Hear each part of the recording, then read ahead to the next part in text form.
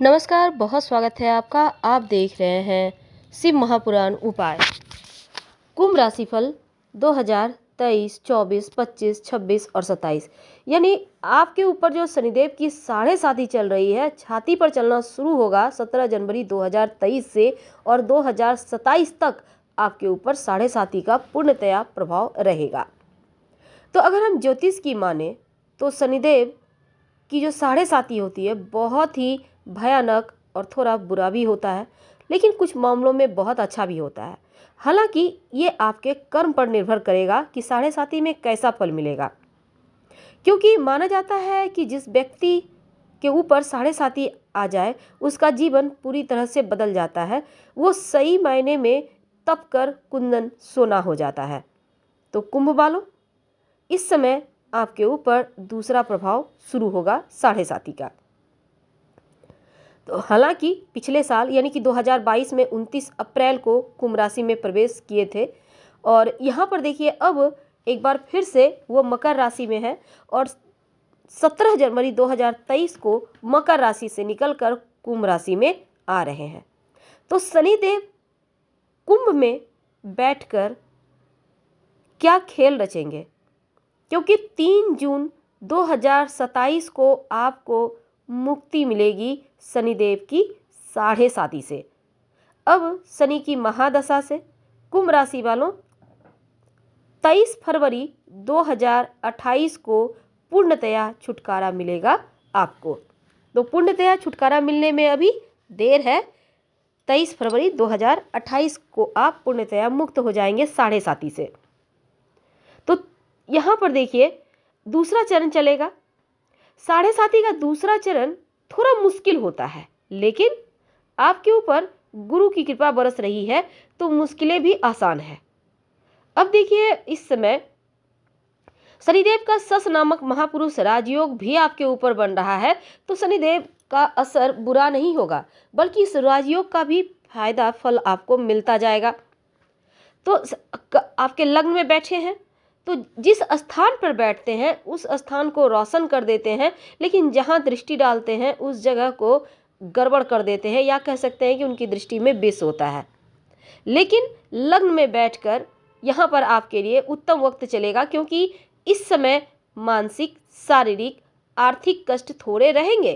खासकर अभी आपके छाती पर चलेंगे, यानी छाती और पेट पर इसका प्रभाव है।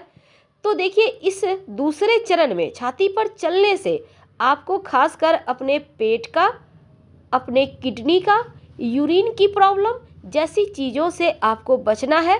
अपने स्वास्थ्य का ख्याल बनाए रखें और साथ ही इस पीरियड में अपनों से ही धोखा मिलने की संभावना बनी हुई है, तो आपको इसलिए पहले से सावधान भी रहना है।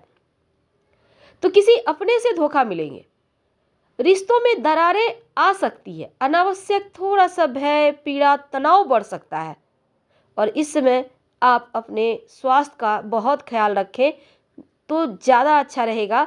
साथ ही खासकर जैसे वैवाहिक जीवन में थोड़ी मुश्किलें तो दिख रही है, क्योंकि शनिदेव की दृष्टि आपके विवाह भाव पर भी है।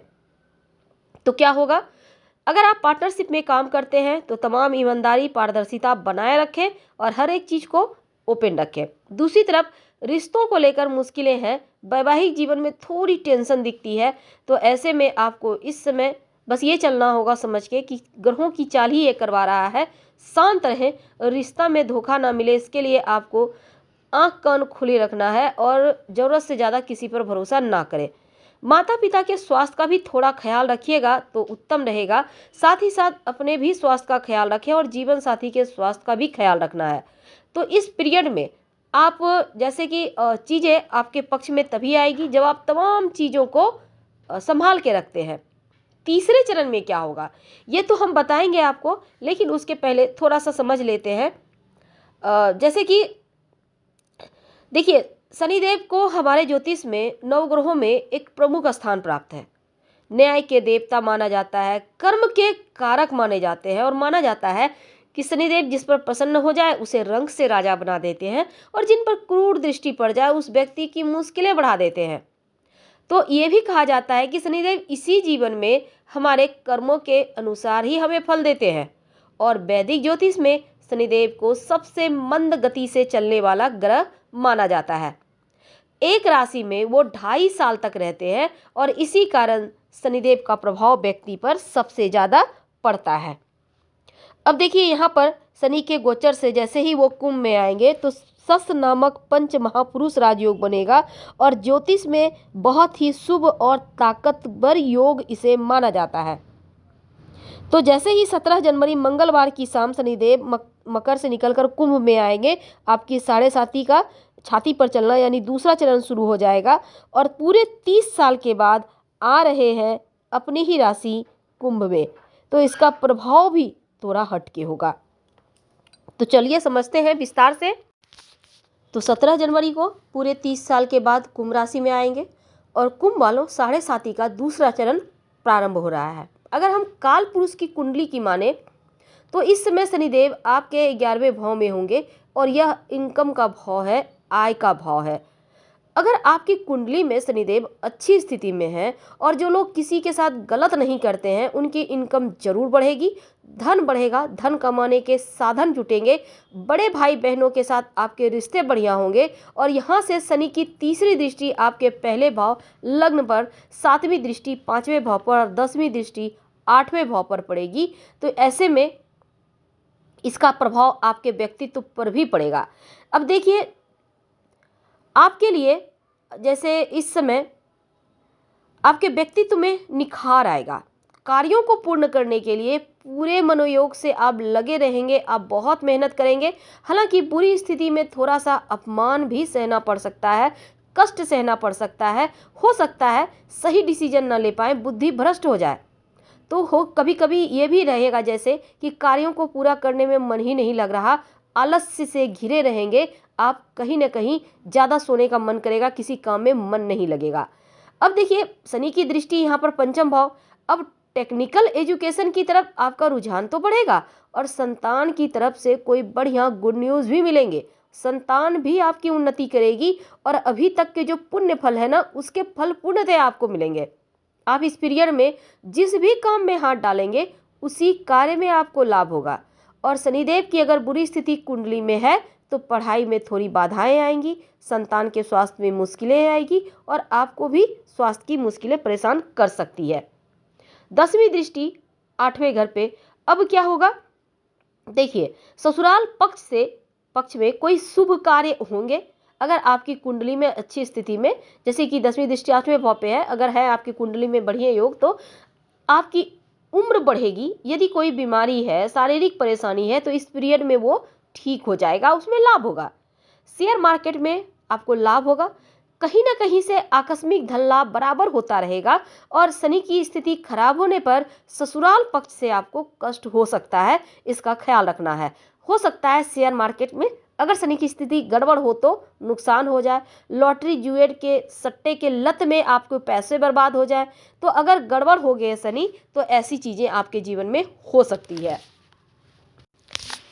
देखिए शनिदेव जो है ना वैराग्य है और चंद्रमा भावना और विचार है, इसलिए स्वाभाविक रूप से एक घर में चंद्रमा और शनि का एक साथ होना व्यक्ति को और अधिक गहरा और जिज्ञासु बना देता है और साथ ही थोड़ा सा भ्रमित करने वाला भी समय होता है। तो ये दूसरे चरण का आपका फल है।